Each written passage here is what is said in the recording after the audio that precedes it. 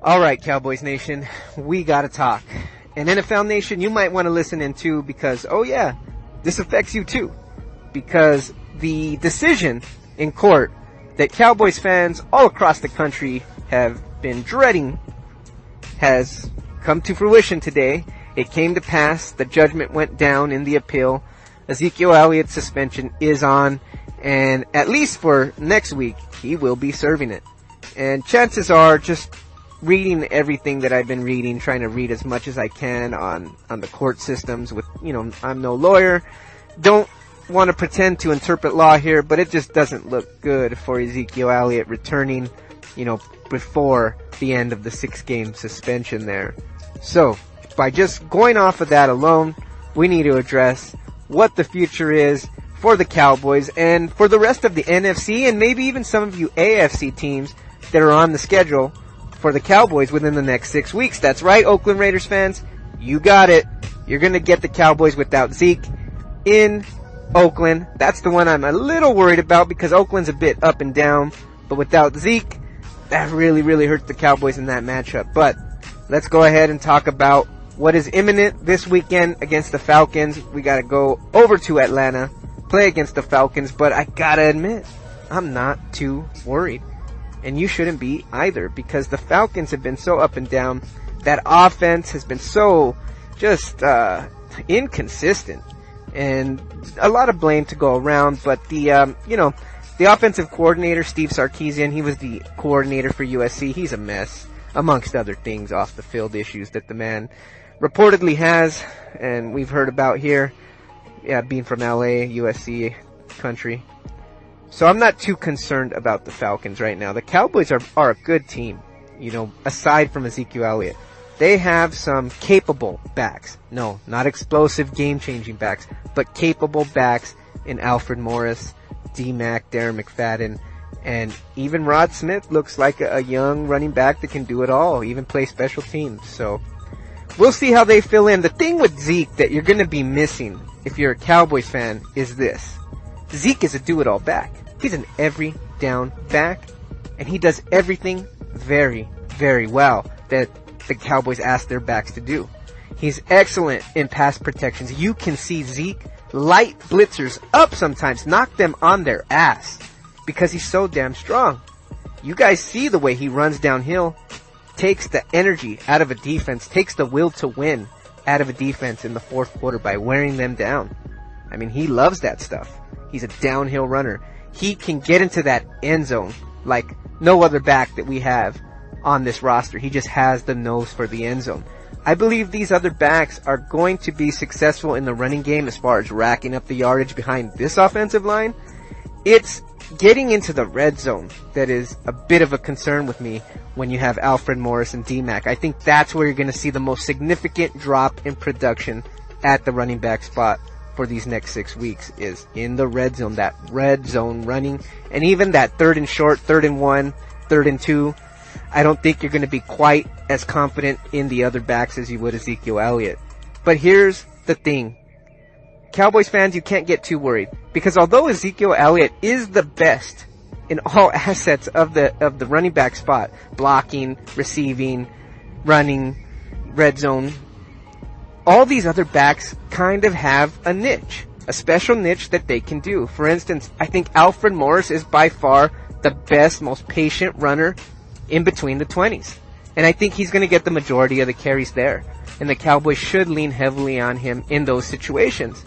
D-Mac, he's a good 3rd down back. He can block a lot better, much better of a blocker than Alfred Morris. And also, D-Mac can catch passes out of the backfield better than Alfred Morris. So look for D-Mac to get a lot of the 3rd down carries. They've been keeping him fresh for that.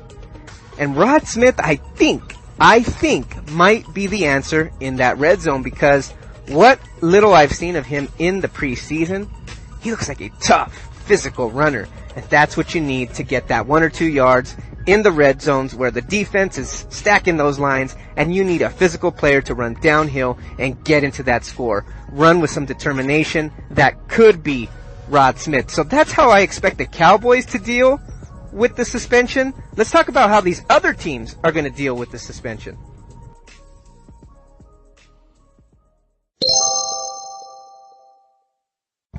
Okay, Phillip Enriquez back here for SayWhatchaLike Sports Podcast. In the previous segment, I talked a little bit about how I expect the Dallas Cowboys to deal with this Ezekiel Elliott 6-game suspension that is apparently on again. Now again, as you guys know, probably know by now, this case has gone back and forth, and back and forth again. So it might not be the last curveball they throw at us, but all I can do and talk about is how the situation looks as it is currently, and it looks like he's going to be serving a 6-game suspension. So I talked a little bit about the upcoming game this weekend with the Atlanta Falcons, and I don't think the Cowboys should have trouble taking care of business on the road, going down to Atlanta, Georgia, and beating the Atlanta Falcons. They have just been inconsistent, to say the least. And I've talked a little bit about the problems with their offensive coordinator. Matt Ryan and the crew just doesn't look like they're going to get over that Super Bowl hangover. So there's hope for the Dallas Cowboys. The Dallas Cowboys are not going to change the type of offense they run. This is still going to be a run-dominant team, a run-first team. The bottom line is you just won't have that explosive do-it-all-back in the backfield. But the game that does concern me is the next game, because you're playing a team that's 8-1, coming off a bye week, leading the division, NFC East division, I should say, the Philadelphia Eagles, Carson Wentz and the boys. Without your number one gun, without your biggest and best weapon, I find it hard to believe that the Cowboys can beat the Eagles, even though they have the home field advantage. I want to remain optimistic. I don't think it's impossible that they beat Philadelphia, but they're going to have to ball out. Dak is going to have to ball out. Dez is going to have to step up big time. Even the role players are going to have to step up, and one of these running backs is definitely going to have to step up for Zeke in that game.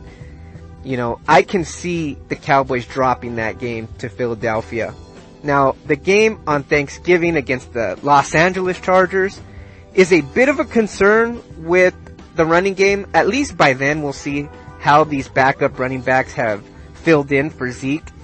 Because if they do relatively well, I believe that the Chargers should be no problem, because Phillip Rivers looks to be past his prime at this point. That offense, just is not, again, kind of like Atlanta, is just inconsistent. But on defense, man, they got some pass rushers on the edge. Whew! That's going to be tough to deal with when you don't have a running game that's going to slow those pass rushers down. I'm talking about Joey Bosa and the crew. They're getting at the quarterback this year. So that's a game that, although I expect the Cowboys to win it at home, especially with San Diego not used to playing on Thanksgiving and the Cowboys already have their schedule down, I think the Cowboys have a clear-cut advantage, but it's a little bit scary without Zeke. But hopefully the Cowboys running game won't really skip too many beats and be able to take care of business against San Diego. Now, after San Diego, you're going to have a game against the division rival Washington Redskins. This is the third home game in a row. And again, this one's a bit scary because Washington's one of those teams that just never goes away. It seems to always play us close. And if we look back to the game over in Washington, it was the running game that did the Washington Redskins in.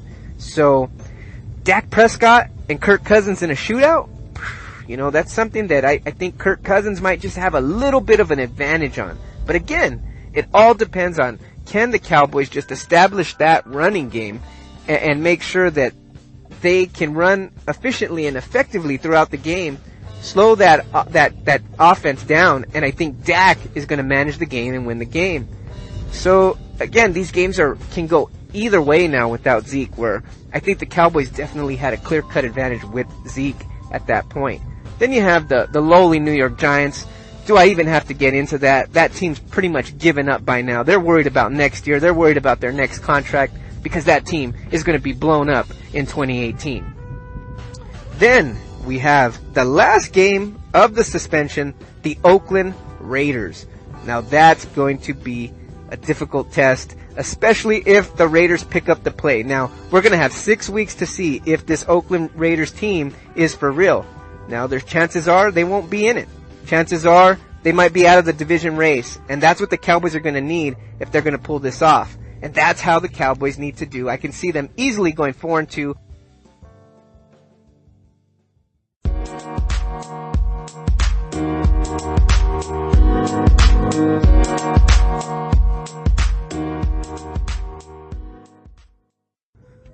Okay, so after reviewing each of the 6 games that Ezekiel Elliott should be suspended for, I don't think it's out of the question to think that the Cowboys could go 4-2 in these games. And if they go 4-2, that would leave the Cowboys currently sitting at 5-3 with a 9-5 record. Definitely an easy possibility of going 11-5 or even splitting the last 2 games with Zeke and going 10-6. And 10-6 should be good enough to get you into the playoffs as a wild card team at this point in the NFC. Now, given that not having an explosive player like Ezekiel Elliott is going to put a damper on your offense, and knowing the Cowboys, they're known to make a mistake every now and then, drop a game. Let's say they go 3-3. Now that would put the Cowboys at 8-6 with 2 games to go. Now, if Zeke runs full speed those last 2 games, at 10-6, you can still qualify for a wild card and get into the playoffs with a fresh Ezekiel Elliott. So, not all hope is lost here. I mean, I don't think it's a complete throwaway season because Zeke is suspended for the next 6 games. The Cowboys have the talent on the offense to get it done. They still have a great O-line. You've still got the man, Dak Prescott, who I think is just impressing me more and more each and every week. And you really do not hear enough about Dak Prescott. And it's probably because he's being overshadowed by Carson Wentz so far into the season. But Dak is looking impressive, just as impressive as Carson Wentz in my opinion. Of course, Wentz, he's balling out. I gotta give him props. I would vote him for MVP midway through the season. But Dak has a chance to prove himself by keeping the Cowboys on a winning streak without Ezekiel Elliott, because all the Dak detractors to this point have said, yeah, well, you know what, he's got Ezekiel Elliott. How much of his success is attributed to Ezekiel Elliott? So I guess we're about to find out, right? This is Dak's big chance. Dak's big chance to prove he can get it done without that beast in the backfield that we put number 21 and go out and play every Sunday. So we're going to see. Dak's got his chance. Now Dak and Zeke will come back and be that dynamic duo in the Seattle Seahawks game. Seattle Seahawks can't stop the run. That Cowboys O-line has dominated the Seahawks. So that's even more reason for optimism. And then you got the Philadelphia Eagles, who might have that division wrapped up by then. It's not a stretch to think these Cowboys can make the playoffs this season, even with Ezekiel Elliott being out for the next 6 games. Anyways, guys, whether you're a Cowboys fan or just wondering what the NFC playoff picture might look like now that Ezekiel Elliott is going to be suspended for 6 games, hopefully this helps to give you a little bit clearer of a picture of what to expect. And if you're a Cowboys fan, hey guys, you know what? Not all hope is lost. In fact, I'm not going to say it looks good, but it might not look as bad as you might have thought when you gave it your first thought. But take it over, look at the schedule. It's not bad. The Cowboys are still in control of their own destiny, even when it comes to the division. Now, I'm not going to go that far, but to think that a wild card is completely out of the question, you might want to think again, guys. So, until next time, I am Phillip Enriquez. This is the Say What You Like Sports Podcast. If you guys got any questions, you guys want to talk some Cowboys, you guys want to talk some NFC playoff, anything you want to talk about, if it has to do with sports, call in, say what you like. Peace.